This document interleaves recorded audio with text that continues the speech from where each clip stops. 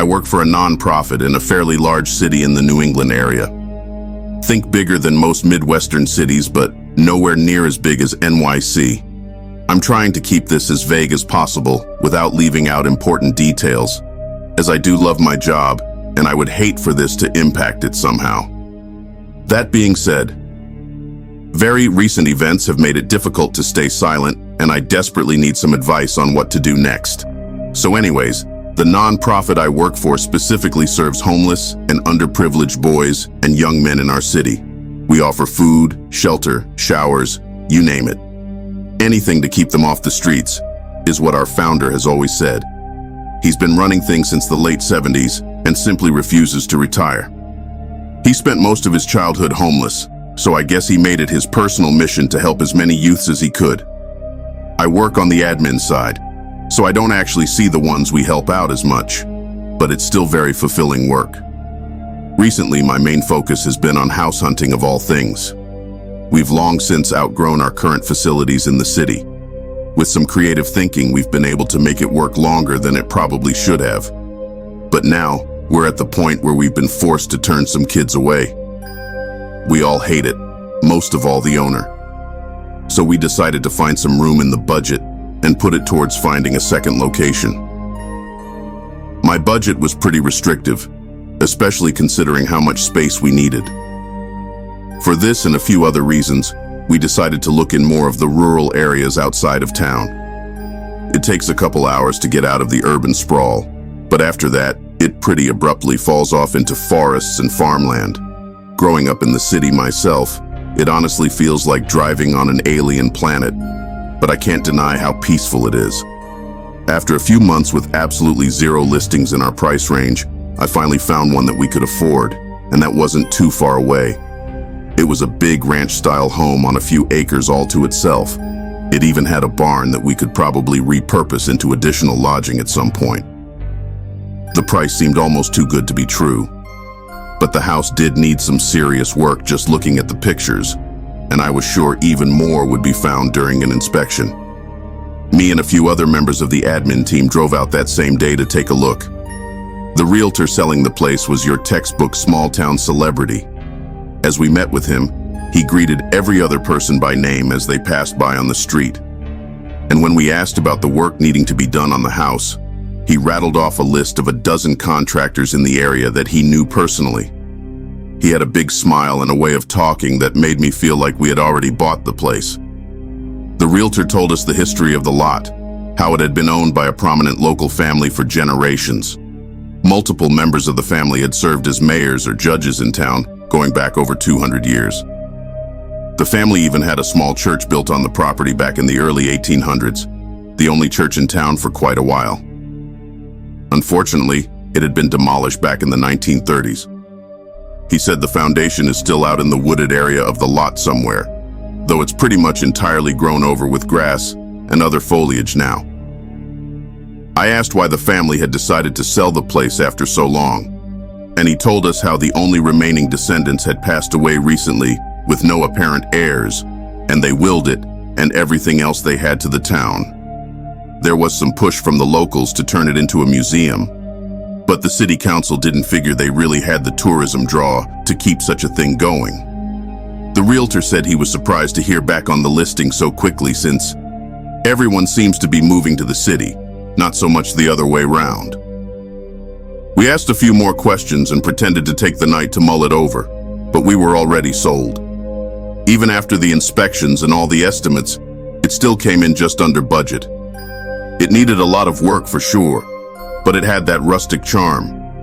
Or maybe the realtor was just really good at selling things.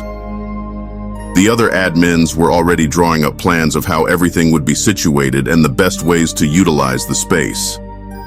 We called him back first thing in the morning. We closed on it just over a month ago. Since then, I've mainly been in charge of going out there and meeting with and checking on contractors as we get the place fixed up. The goal is to have it ready before the holiday season, as that always tends to be a busy time of year for us. Things have been progressing smoothly aside from a few hiccups here or there. I normally go up every few days for an hour or two. Last weekend I drove up as usual on Friday to take a look. We have electrical and plumbing fully finished now, and after some work on the north-facing wall that was just completed, it was mostly rotted out. The home is now officially inhabitable. It still needs new flooring in most of the house, a new AC and furnace, new hot water heater, new light fixtures, etc.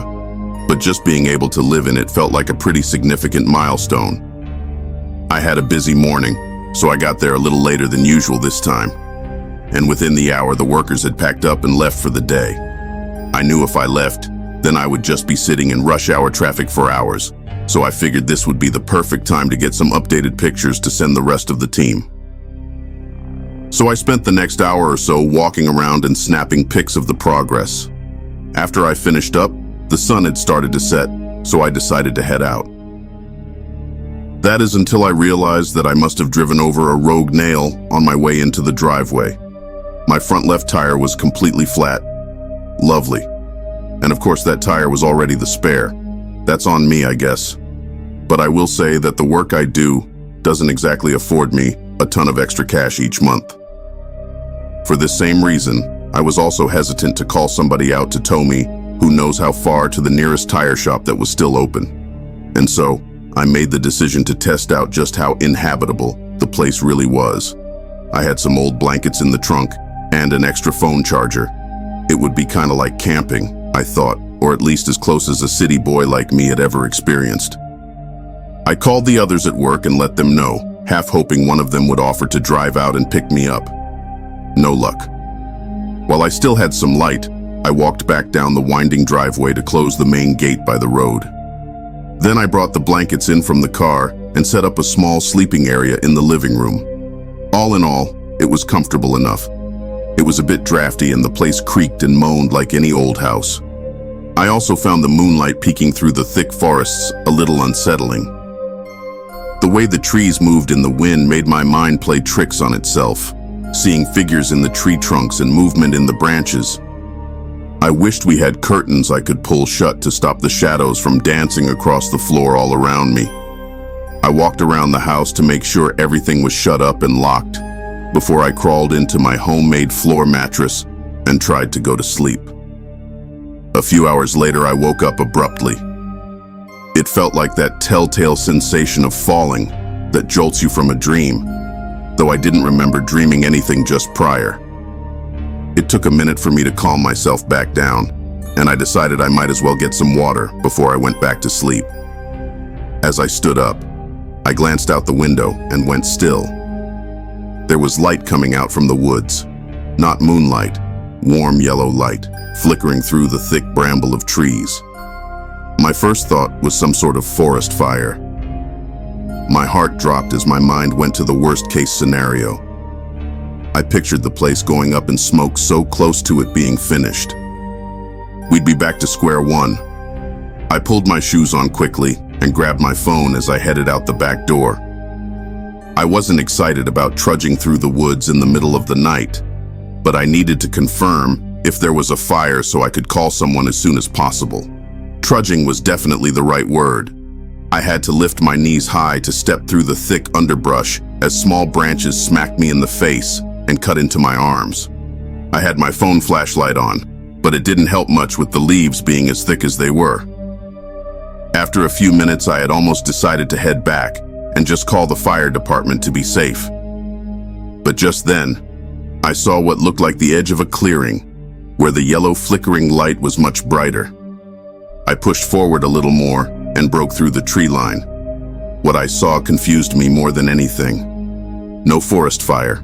Lanterns, small handheld oil lanterns, and they were being carried by a line of people walking calmly down a worn dirt path through the woods. They were only maybe 20 feet away, at least 50 of them. There were men, women, and children, and they all wore simple black and white clothes that looked like something out of the Crucible. I stood dumbfounded and realized that I must still be asleep, but I couldn't wake up. I bit my lip and closed my eyes, but the procession remained when I opened them. The end of the line was just about to pass me. I yelled at them. I don't remember what I said. Not that it mattered much, because they didn't react at all. They just kept walking. So I followed them. What else was I supposed to do? As I fell in behind the last of them, I realized it was what seemed to be a small family, a young man and woman with a small boy in tow. The woman was crying. I tried to reach out to one of them, but my hand always seemed just too far away, like some sort of optical illusion. I shouted again, and again got no feedback whatsoever. As I continued following them, I saw some sort of structure at the end of the path. It was simply built and painted white. The roof rose up sharply on both sides to a steep point at the top. There were a set of double doors opening right onto the path, with a half-circle window sitting atop them. It looked like a church. I kept telling myself I should just run back to the house and pull the covers over my head, but I followed anyway. The people filed neatly into the church, which seemed to be lit with bright oil lanterns along the walls inside and flanking the door on the outside. As the congregation entered, they snuffed out their handheld lanterns and bowed to a man at the door. It took a few minutes to get to the front of the line, and the family in front of me also bowed. As they did, the man at the door, who until this point had remained statuesque, reached forward and placed a hand on the woman's shoulder. He leaned close and said something to her. She nodded back, but didn't stop crying. I slipped inside behind them, and I felt a cool gust at my back as the doors closed. The family sat down in one of the pews which lined the main aisle. At the end of the aisle was a simple wooden podium standing on a raised platform. Beyond it was a small opening to another room or hallway. The man at the door walked past me down the aisle. The room was completely silent, as all of the congregation sat with their heads bowed. As the man took his place behind the podium, he called out in a language I didn't understand. It sounded kind of like Latin. He spoke for a few moments, and then was met with a response from the group in unison. This went back and forth for a few minutes. Occasionally, a man who sat nearest the podium would ring a bell, and the people would all look upward for a few seconds before returning their gaze to the ground. The man stepped out from behind the podium and held out his hands as he spoke once more. This time, it sounded like a question. After a silence that seemed just a bit too long, a weak, faltering voice answered from the rear of the room. The mother stood up with her son and stepped into the aisle. As they did, the father took the son's hand and said something to him before reluctantly letting go. The mother kneeled down and embraced the young boy. She cried openly, but no one else moved or reacted at all. The boy himself looked unfazed. He wrenched himself from her grasp and started walking down the aisle. The woman collapsed on the floor, and only then did her husband move to help her back into the pew. The man at the podium smiled as the boy approached him, and all of the people in the church bowed and repeated something under their breath as he walked past their row. The man at the podium took the boy's hand and led him through the opening at the back. For a few minutes, no one moved or spoke. It felt like an eternity, finally broken only by the ringing of the bell once more, though this time it echoed from far away. In unison, everyone in the church stood again and began filing into the same opening. The tension wrapped tightly around my chest. I began running through the crowd toward the back of the church. As I passed by people, it seemed as though I partially moved through them somehow, and my whole body shivered. I reached the open doorway and found only a small room, not much bigger than a closet. But set into the ground was a large wooden hatch held open with a metal hook on the wall. Carved stone steps led down into an inky abyss. I remember thinking in that moment, if I go down there, I may never be the same. But I went down anyway, like a moth to a campfire. The steps led down deeper than I thought, and they ended in a large stone room. Some of the congregation was already here. They knelt on the cold, hard floor with their hands flat on the ground in front of them. As more entered, they assumed the same position. Beyond them, the only light in the room came from a small candelabra. It sat on a wide stone altar. The boy lay on the altar with his eyes closed and his arms crossed over his chest. The man from the podium stood behind him and chanted something as he held a small metal pitcher above his head. On the wall behind them was a taxidermied bull head with great big horns. Only the bottom of it was lit by the candles, and even glancing at it made me feel an overwhelming sense of dread. I looked away just in time to see the last of the group entering and kneeling down. It was the mother and father. They both moved as if partially comatose, almost trance-like. The man at the altar spoke once more. This time there were no responses from the group. Every few sentences, he would stop and pour something from the pitcher onto the child in front of him. It looked clear, but it was thicker than water. The boy didn't react, even as the man poured the liquid over his face. After this, repeated a handful of times, he upended the pitcher entirely and emptied it. He then turned from the boy and faced the bullhead mounted on the wall. He spoke once more, again sounding like a question, before he joined everyone else in kneeling on the ground with his hands forward. In a moment, all the air in the room seemed to evaporate. I couldn't breathe, and it sounded as if I was in a vacuum. My heart seemed to beat irregularly, and I nearly fell to the ground. And then I heard it. Or I felt it. Or I sensed it, I don't know. Something in the silence, a more intense pressure, like something pushing on my eardrums and my eyes at the same time. I tried to gasp as I felt my lungs flatten in my chest. I saw some of the people on the floor start to react similarly. And at the height of everything, I saw the candelabra tip over on its own and fall onto the altar. All at once, a cacophony of sight and sound erupted in the small room. The boy's body erupted in flames. People screamed, some in terror, though most in some sick sense of euphoria. The flames licked up onto the ceiling and spread along it, bathing the whole room in radiant heat. The boy's body convulsed and flailed. The man at the altar laughed as he danced around with glee. And the flames parted just enough to see the bull's head on the wall, fully illuminated in a dark red hue.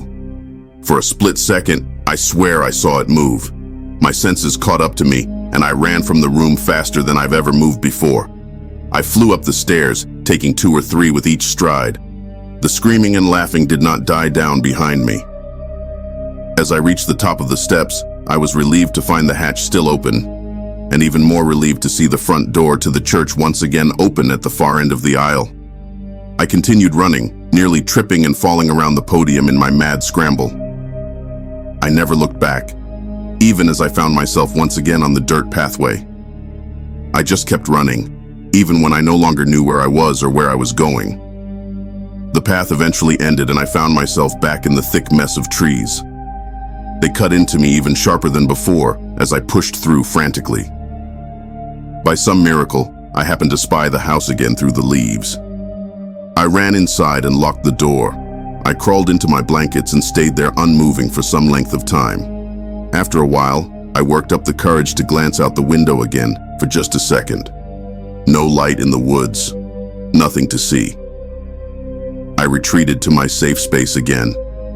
I didn't move until I saw sunlight through the threads of the sheets.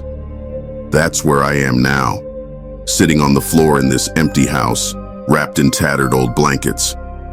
If I had fallen back asleep afterwards, I would have written it off as a nightmare. But I have the fresh cuts on my arms and legs, and still wet mud on my shoes to prove otherwise. I don't know how, but it was all real.